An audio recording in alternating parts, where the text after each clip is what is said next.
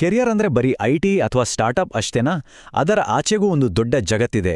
ಲಕ್ಷಾಂತರ ಭಾರತೀಯ ವೃತ್ತಿಪರರು ಸದ್ದಿಲ್ಲದೆ ತಮ್ಮ ಕೆರಿಯರ್ನ ಜಾಗತಿಕ ಮಟ್ಟಕ್ಕೆ ಕೊಂಡೊಯ್ಯುತ್ತಿದ್ದಾರೆ. ಇದರಿಂದಿರೋ ಶಕ್ತಿ ಅದೇ ಗ್ಲೋಬಲ್ ಕೇಪಬಿಲಿಟಿ ಸೆಂಟರ್ಗಳು. ಬನ್ನಿ ಇವತ್ತು ಈ ಜಗತ್ತಿನ ಒಳಗೆ ಇಣುಕಿ ನೋಡೋಣ. ನೋಡಿ, ಭಾರತದಲ್ಲಿ ಸಾಂಪ್ರದಾಯಿಕ ಐಟಿ ಸರ್ವಿಸಸ್ ಕಂಪನಿಗಳಿವೆ, ಸ್ಟಾರ್ಟಪ್ಗಳ ಬೂಮ್ ಕೂಡ ಇದೆ. ಆದರೆ ಇವೆರಡರ ಜೊತೆಗೆ ಇನ್ನೊಂದು ದೊಡ್ಡ ಪ್ರೊಫೆಷನಲ್ ಈಕೋಸಿಸ್ಟಮ್ ಸದ್ದಿಲ್ಲದೆ ಬೆಳೆಯುತ್ತಿದೆ. ಇದು ಸುಮ್ಮನೆ ಯಾವುದೋ ಹೊರಗುತ್ತಿಗೆ ಕೆಲಸ ಅಲ್ಲ, ಬದಲಾಗಿ ಜಾಗತಿಕ ಕಂಪನಿಗಳ ಹೃದಯ ಭಾಗದಲ್ಲಿ ಕೋರ್ ಟೀಮ್ನಲ್ಲೇ ಕೆಲಸ ಮಾಡುವ ಅವಕಾಶ.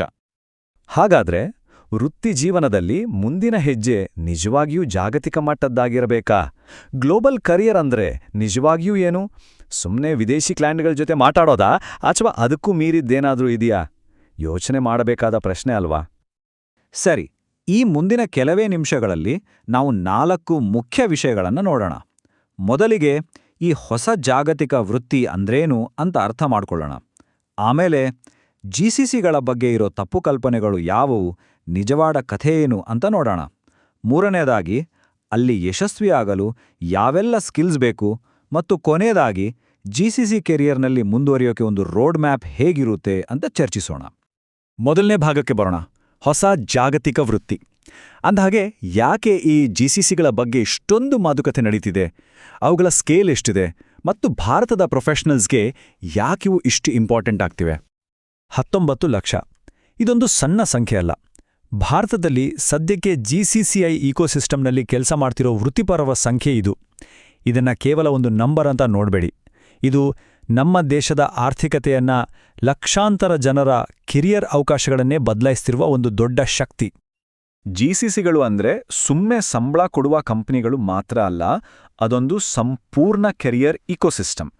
ಇಲ್ಲಿ ಒಂದು ಕಡೆ ದೊಡ್ಡ ಗ್ಲೋಬಲ್ ಕಂಪನಿಯ ಸ್ಟೆಬಿಲಿಟಿ ಸಿಗುತ್ತೆ, ಇನ್ನೊಂದು ಕಡೆ ಕಟಿಂಗ್ ಎಜ್ ಇನೋವೇಷನ್ ಅಂದ್ರೆ ಅತ್ಯಾಧುನಿಕ ತಂತ್ರಜ್ಞಾನದಲ್ಲೇ ಕೆಲಸ ಮಾಡುವ ಎಕ್ಸ್ಪೋಷರ್ ಕೂಡ ಸಿಗುತ್ತೆ. ಸಾಮಾನ್ಯವಾಗಿ ಈ ಎರಡೂ ಒಂದೇ ಕಡೆ ಸಿಗೋದು ತುಂಬಾನೇ ಅಪರೂಪ. ಸರಿ, ಈಗ ಎರಡನೇ ಭಾಗಕ್ಕೆ ಹೋಗೋಣ. ಜಿಸಿಸಿಗಳು, ಮಿಥ್ಯೆ ಮತ್ತು ವಾಸ್ತವ.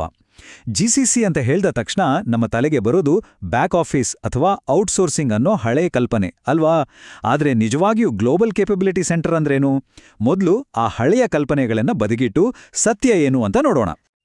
ತುಂಬಾ ಸರಳವಾಗಿ ಹೇಳೋದಾದ್ರೆ ಜಿಸಿಸಿ ಅಂದ್ರೆ ಒಂದು ಮಲ್ಟಿ ನ್ಯಾಷನಲ್ ಕಂಪ್ನಿಯದೇ ಒಂದು ವಿಸ್ತರಣೆ. ಇಲ್ಲಿ ಟೆಕ್ನಾಲಜಿದಿಂದ ಹಿಡಿದು R&Dವರೆಗೆ ಕಂಪನಿಯ ಪ್ರಮುಖ ಕೆಲಸಗಳೇ ನಡೀತವೆ. ಇಲ್ಲಿ ಅತಿ ಮುಖ್ಯವಾಗಿ ಗಮನಿಸಬೇಕಾದ ಅಂಶ ಅಂದ್ರೆ ಜಿಸಿಸಿ ಉದ್ಯೋಗಿಗಳು ಹೊರಗಿನ ವೆಂಡರ್ಗಳಲ್ಲ, ಅವರು ಆ ಕಂಪನಿಯ ನೇರ ಉದ್ಯೋಗಿಗಳು. ಅಂದ್ರೆ ಒಂದು ಪ್ರಾಜೆಕ್ಟ್ಗೆ ಮಾತ್ರ ಕೆಲಸ ಮಾಡದೆ ಆ ಕಂಪನಿಯ ಒಂದು ಭಾಗವಾಗಿ ಅದರ ಯಶಸ್ಸಿಗೆ ಕಾರಣರಾಗ್ತಾರೆ. ಈ ಜಿಸಿಸಿಗಳ ಪಯಣ ತುಂಬಾನೇ ಇಂಟ್ರೆಸ್ಟಿಂಗ್ ಆಗಿದೆ. ನೋಡಿ, 1990ರ ದಶಕದಲ್ಲಿ ಇವುಗಳನ್ನು ಕೇವಲ ಖರ್ಚು ಕಡಿಮೆ ಮಾಡೋಕ್ಕೆ ಶುರು ಮಾಡಿದ್ರು. ಆವಾಗ ಇವಕ್ಕೆ ಕ್ಯಾಪ್ಟಿವ್ ಸೆಂಟರ್ಸ್ ಅಂತ ಕರೀತಿದ್ರು. ಆದರೆ ಇವತ್ತು ಪರಿಸ್ಥಿತಿ ಸಂಪೂರ್ಣವಾಗಿ ಬದಲಾಗಿದೆ. ಇವು ಈಗ AI, ಸೈಬರ್ ಸೆಕ್ಯುರಿಟಿಯಂತಹ ಕ್ಷೇತ್ರಗಳಲ್ಲಿ ಹೊಸ ಆವಿಷ್ಕಾರಗಳನ್ನೇ ಮುನ್ನಡೆಸುವ ಕೇಪಬಿಲಿಟಿ ಎಂಜಿನ್ಗಳಾಗಿವೆ. ಇನ್ನು 2030 ಮತ್ತು ಅದರ ಆಚೆಗೆ ಏನಾಗಬಹುದು? ಇವು ಕಂಪನಿಯ ಭವಿಷ್ಯವನ್ನೇ ರೂಪಿಸುವ ಸ್ಟ್ರಾಟಜಿಕ್ ಪಾರ್ಟ್ನರ್ಸ್ ಆಗಲಿವೆ.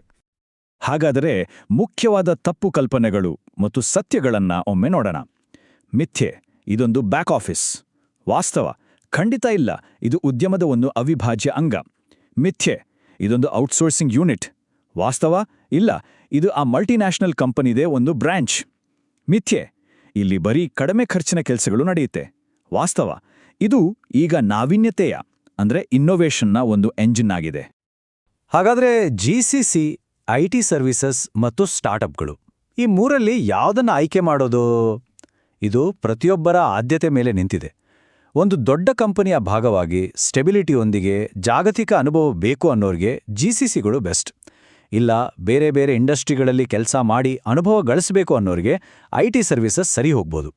ರಿಸ್ಕ್ ತೆಗೆದುಕೊಳ್ಳೋಕೆ ರೆಡಿ ಇದ್ದು ವೇಗವಾಗಿ ಬೆಳಿಬೇಕು, ಸಂಪೂರ್ಣ ಓನರ್ಶಿಪ್ ಬೇಕು ಅನ್ನೋರಿಗೆ ಸ್ಟಾರ್ಟಪ್ಸ್ಗಳು ಸರಿ. ಆಯ್ಕೆ ಅವರವ್ರದ್ದೇ. ಸರಿ, ಜಿಸಿಸಿ ಜಗತ್ತು ಎಷ್ಟು ಆಕರ್ಷಕ ಅಂತ ಗೊತ್ತಾಯ್ತು. ಆದರೆ ಅಲ್ಲಿ ಯಶಸ್ವಿ ಆಗೋಕೆ ಏನ್ ಬೇಕೋ? ಕೇವಲ ಟೆಕ್ನಿಕಲ್ ಜ್ಞಾನ ಇದ್ರೆ ಸಾಕಾಗುತ್ತಾ ಅಥವಾ ಅದಕ್ಕೂ ಮೀರಿದ ಕೌಶಲ್ಯಗಳು ಬೇಕಾ? ಬನ್ನಿ ಮೂರನೇ ಭಾಗದಲ್ಲಿ ಇದನ್ನು ನೋಡೋಣ. ಜಿಸಿಸಿಯಲ್ಲಿ ಯಶಸ್ಸು ಅಂದ್ರೆ ಬರೀ ಕೋಡಿಂಗ್ ಅಥವಾ ಟೆಕ್ನಿಕಲ್ ಕೆಲಸ ಅಲ್ಲ. ಖಂಡಿತ ಟೆಕ್ನಿಕಲ್ ಮತ್ತು ಡಿಜಿಟಲ್ ಜ್ಞಾನ ಆಳವಾಗಿರಬೇಕು. ಅದರ ಜೊತೆಗೆ ಹೊಸ ವಿಷಯಗಳನ್ನು ಕಲಿಯೋ ಚುರುಕುತನ ಬೇಕು. ಬೇರೆ ಬೇರೆ ದೇಶದ ಸಂಸ್ಕೃತಿಯ ಜನರ ಜೊತೆ ಕೆಲಸ ಮಾಡೋ ಕಲೆ ಗೊತ್ತಿರಬೇಕು. ಸಮಸ್ಯೆ ಬಂದ್ಮೇಲೆ ಬಗೆಹರಿಸೋದಲ್ಲ, ಬರೋದಕ್ಕೂ ಮುಂಚೆನೇ ಯೋಚಿಸಿ ಪರಿಹಾರ ಹುಡುಕೋ ಗುಣ ಬೇಕು. ಇದು ನನ್ನ ಕೆಲಸ ಅಂತ ಓನರ್ಶಿಪ್ ತಗೊಂಡು ಮುನ್ನಡಿಬೇಕು. ಜೊತೆಗೆ ನಾಯಕತ್ವದ ಗುಣಗಳನ್ನು ಬೆಳೆಸ್ಕೋಬೇಕು. ಈ ಎಲ್ಲ ಸ್ಕಿಲ್ಗಳಲ್ಲಿ ಎಲ್ಲಕ್ಕಿಂತ ಮುಖ್ಯವಾದಂದು ಯಾವುದಾದ್ರೂ ಇದ್ರೆ ಅದು ಲರ್ನಿಂಗ್ ಅಜಿಲಿಟಿ. ಅಂದ್ರೆ ಹೊಸ ಕೌಶಲ್ಯಗಳನ್ನು ಎಷ್ಟು ಬೇಗ ಕಲಿಯಕ್ಕೆ ಸಾಧ್ಯ, ಹಳೆಯ ಅನಗತ್ಯ ಅಭ್ಯಾಸಗಳನ್ನು ಬಿಟ್ಟು ಎಷ್ಟು ಬೇಗ ಹೊಸ ಪರಿಸ್ಥಿತಿಗೆ ಹೊಂದಿಕೊಳ್ಳಕ್ಕೆ ಸಾಧ್ಯ ಅನ್ನೋದು. ಯಾಕಂದ್ರೆ ಟೆಕ್ನಾಲಜಿ ವೇಗವಾಗಿ ಬದಲಾಗ್ತಿದೆ. ಇವತ್ತು ಗೊತ್ತಿರೋದು ನಾಳೆಗೆ ಹಳೇದಾಗ್ಬೋದು. ಹಾಗಾಗಿ ಕಲಿಯುವ ಸಾಮರ್ಥ್ಯವೇ ದೊಡ್ಡ ಆಸ್ತಿ. ಜಿಸಿಸಿಯಲ್ಲಿನ ಕಲ್ಚರ್ ಅಥವಾ ಮನಸ್ಥಿತಿ ತುಂಬಾನೇ ವಿಭಿನ್ನ. ರಾಮಸ್ವಾಮಿ ನಾರಾಯಣನವರ ಈ ಮಾತು ಅದನ್ನೇ ತುಂಬಾ ಚೆನ್ನಾಗಿ ಹೇಳುತ್ತಾ. ಇಲ್ಲಿ ಕೆಲಸ ಮಾಡೋರು ಹೊರಗಿನಿಂದ ನೋಡೋರಲ್ಲ, ಅವರು ಕಂಪನಿಯ ಒಂದು ಭಾಗ. ಅದರ ಮೌಲ್ಯಗಳನ್ನು ಉಸಿರಾಡ್ತಾರೆ, ಅದರ ಸಿಸ್ಟಮ್ಗಳನ್ನು ಕಲಿತಾರೆ ಮತ್ತು ಅದರ ಜಾಗತಿಕ ಕಥೆಗೆ ತಮ್ಮ ಕೊಡುಗೆ ನೀಡ್ತಾರೆ. ಅಂದ್ರೆ ತಾವು ಆ ಕಂಪನಿಯವರು ಅನ್ನೋ ಭಾವನೆ ಇಲ್ಲಿ ಮುಖ್ಯ. ಇಲ್ಲಿವರೆಗೂ ಜಿಸಿಸಿ ಜಗತ್ತನ್ನ ಅರ್ಥ ಮಾಡ್ಕೊಂಡಾಯ್ತು. ಈಗ ಎಲ್ಲರ ಮನಸ್ಸಲ್ಲಿ ಬರೋ ಪ್ರಶ್ನೆ, ಸರಿ, ಇಲ್ಲಿ ಒಂದು ಯಶಸ್ವಿ ಕರಿಯರ್ ಕಟ್ಟೋದು ಹೇಗೆ? ಅದಕ್ಕೆ ಒಂದು ಸ್ಪಷ್ಟವಾದ ಮಾರ್ಗಸೂಚಿ ಬೇಕಲ್ವಾ? ಬನ್ನಿ, ನಮ್ಮ ಕೊನೆಯ ಭಾಗದಲ್ಲಿ ಅದನ್ನೇ ನೋಡೋಣ. ಒಂದು ಜಿಸಿಸಿ ಕೆರಿಯರ್ ಶುರು ಮಾಡೋಕೆ ಈ 4 ಹೆಜ್ಜೆಗಳು ತುಂಬಾ ಮುಖ್ಯ. ಮೊದಲು ಸೆಲ್ಫ್ ಅಸೆಸ್ಮೆಂಟ್. ಅಂದ್ರೆ ಜಿಸಿಸಿಯ ಕೆಲಸದ ರೀತಿ ನಮ್ಮ ಗುರಿಗಳಿಗೆ ಸರಿ ಹೊಂದುತ್ತಾ ಅಂತ ನಮ್ಮನ್ನ ನಾವೇ ಪ್ರಶ್ನೆ ಮಾಡ್ಕೋಬೇಕು. ಎರಡನೆಯದು ತಯಾರಿ, ಬೇಕಾದ ಸ್ಕಿಲ್ಸ್ ಬೆಳೆಸ್ಕೊಳ್ಳೋದು. ಮೂರನೆಯದು ಸಂದರ್ಶನವನ್ನ ಒಂದು ಪ್ರಶ್ನೋತ್ತರ ಥರ ನೋಡದೆ ಅದೊಂದು ಸಂವಾದ ಅಂತ ಅಪ್ರೋಚ್ ಮಾಡೋದು. ನಾಲ್ಕನೆಯದು ಕೆಲಸಕ್ಕೆ ಸೇರಿದ ಮೇಲೆ ಮೊದಲ ದಿನದಿಂದಲೇ ನಮ್ಮ ಕೆಲಸದ ಮೂಲಕ ನಂಬಿಕೆ ಮತ್ತು ವಿಶ್ವಾಸಾರ್ಹತೆಯನ್ನ ಗಳಿಸ್ಕೊಳ್ಳೋದು. ಜಿಸಿಸಿಯಲ್ಲಿ ಯಶಸ್ಸು ಗಳಿಸೋಕೆ ಒಂದು ಸೀಕ್ರೆಟ್ ಇದೆ. ಅದು ಮಹತ್ವಾಕಾಂಕ್ಷೆ ಮತ್ತು ತಾಳ್ಮೆ ಎರಡನ್ನೂ ಬ್ಯಾಲೆನ್ಸ್ ಮಾಡೋದು. ಇಲ್ಲಿ ಬೆಳವಣಿಗೆ ಅನ್ನೋದು ಒಂದು ದೊಡ್ಡ ಗ್ಲೋಬಲ್ ಕಂಪನಿಯ ಟೈಮ್ಲೈನ್ಗೆ ತಕ್ಕ ಹಾಗೆ ಇರುತ್ತೆ. ನಮ್ಮ ಸ್ಥಳೀಯ ನಿರೀಕ್ಷೆಗಳ ಪ್ರಕಾರ ಅಲ್ಲ. ಸ್ಥಿರವಾಗಿ ಒಳ್ಳೆ ಕೆಲಸ ಮಾಡ್ತಾ ಹೋದ್ರೆ ಬೆಳವಣಿಗೆ ಖಂಡಿತ ಸಿಗುತ್ತೆ. ಕೊನೆಯದಾಗಿ ಜಿಸಿಸಿ ಕೆರಿಯರನ್ನ ಕೇವಲ ಒಂದು ಕೆಲಸ ಅಂತ ನೋಡಬಾರ್ದು, ಅದಕ್ಕಿಂತ ದೊಡ್ಡದು. ರಾಮಸ್ವಾಮಿ ನಾರಾಯಣನ್ ಅವರ ಈ ಮಾತುಗಳು ಅದರ ನಿಜವಾದ ಶಕ್ತಿಯನ್ನ ತೋರಿಸುತ್ತೆ. ಜಿಸಿಸಿ ಕೆರಿಯರ್ ಅನ್ನೋದು ಕೇವಲ ಒಂದು ಉದ್ಯೋಗವಲ್ಲ, ಅದೊಂದು ವೇದಿಕೆ. ಬೇರೆ ಬೇರೆ ಇಂಡಸ್ಟ್ರಿಗಳಲ್ಲಿ, ಬೇರೆ ಬೇರೆ ದೇಶಗಳಲ್ಲಿ ನಾವು ಊಹಿಸಿದ್ದಕ್ಕಿಂತಲೂ ದೂರ ನಮ್ಮನ್ನ ಕೊಂಡೊಯ್ಯಬಲ್ಲ ಒಂದು ಅದ್ಭುತ ವೇದಿಕೆ. ಜಾಗತಿಕ ಕಂಪನಿಗಳ ಭವಿಷ್ಯವನ್ನ ಇವತ್ತು ಭಾರತದಿಂದಲೇ ಸಹ ರಚಿಸಲಾಗುತ್ತಿದೆ. ಈ ದೊಡ್ಡ ಬದಲಾವಣೆಯ, ಈ ಜಾಗತಿಕ ಕಥೆಯ ಭಾಗವಾಗಲು ಎಲ್ಲರೂ ಸಿದ್ಧರಿದ್ದಾರಾ? ಯೋಚಿಸಬೇಕಾದ ವಿಷಯ.